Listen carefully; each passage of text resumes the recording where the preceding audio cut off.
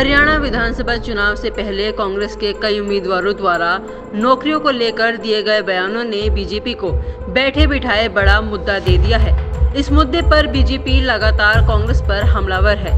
Party सूत्रों के मुताबिक स्थिति को भांपते हुए पूर्व मुख्यमंत्री और कांग्रेस के वरिष्ठ नेता भूपेंद्र सिंह हुड्डा ने सख्त रुख अपनाया है।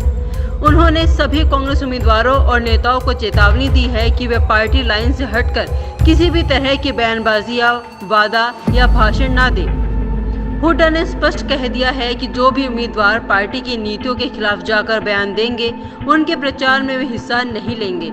यह निर्देश तब आया जब हाल ही में कुलदीप शर्मा, नीरज शर्मा और शमशेर गोगी के नौकरियों पर दिए गए बयानों को लेकर बीजेपी ने कांग्रेस को घेरने की कोशिश की। वहीं कुछ समय पहले कांग्रेस सांसद दीपेंद्र सिंह हुड्डा ने नौकरियों को लेकर क्या कहा था, वो भी सुनिए।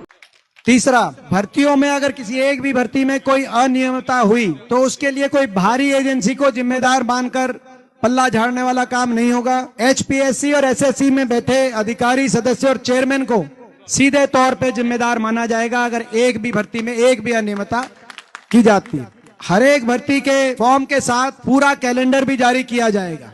जैसे मैंने कहा 2 से 2.5 लाख पद निकाले जाएंगे, लेकिन भर्ती के साथ साथ पूरा टाइम बाउंड कैलेंडर, और जैसे मैंने कहा कि हर भर्ती के लिए एक ओएसडी जिसकी जिम्मेदारी है एंड टू एंड वो समय पर भर्ती हो, समय पर ज्वाइनिंग हो। एक दिन भी लेट होगी तो उस पर कार्रवाई की जाएगी और कैलेंडर साथ में जारी किया जाएगा। और किसी भी तरह की गड़बड़ी रोकने के लिए एक अलग से कमेटी बनाई जाएगी, जिस कमेटी के माध्यम से भर्ती संबंधित शिकायतों के लिए टेलीफोन नंबर 24 घंटे उपलब्ध रहेगा। सभी नौजवानों को कभी भी टेलीफोन पे अपनी सारी बात बता सकते हैं ताकि उनका निदान किया जाए।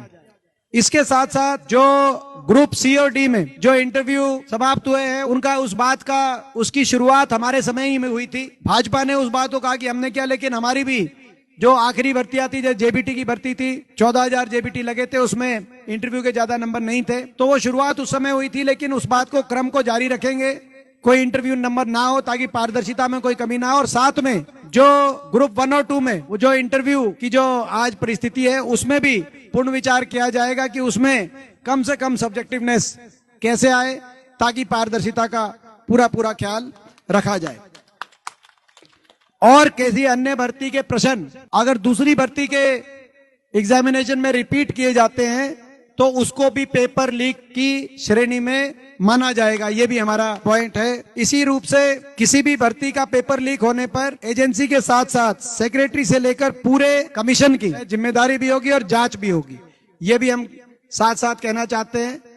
और दोबारा पेपर लीक या भर्ती गड़बड़ी होने सूरत पे पूरे भर्ती कमीशन को बर्खास्त करके पुनर्गठित करने का काम हमारी सरकार करेगी। कहने का मतलब कि पूरे देश के अंदर इस प्रकार का हम भर्ती विधान बनाना चाहते हैं जो पूरे देश में पारदर्शिता के लिए हमारी भर्ती हरियाणा की मानी जाए, समयबद्ध भर्तियों के लिए। क्योंकि चक्कर कटाकर 5 साल तक ये जो सीटी वाली बात 5 साल तक घुमा कर, और उसके बाद जो है बेरोजगारी, क्योंकि 5 साल तक नौजवान इंतजार नहीं कर सकता। तो समयबद्ध, पारदर्शी और व्यापक भर्ती, ये इस उद्देश्य के साथ हम ये अपना भर्ती विधान अपने घोषणा पत्र के माध्यम से विधिवत रूप से हम लेके आएंगे। आज मैंने कुछ मुख्य बिंदुओं आपके साथ पहली बार उनको शेयर किया है, लेकिन आप लोगों में से अगर किसी को इस पे कुछ और सुझाव देना है, इसको और अच्छी तरीके से हम कैसे लेके आएं, तो आप वो सुझाव आप देते रहें ताकि हम उन सुझावों को भी अपने घोषणा पत्र में शामिल करें।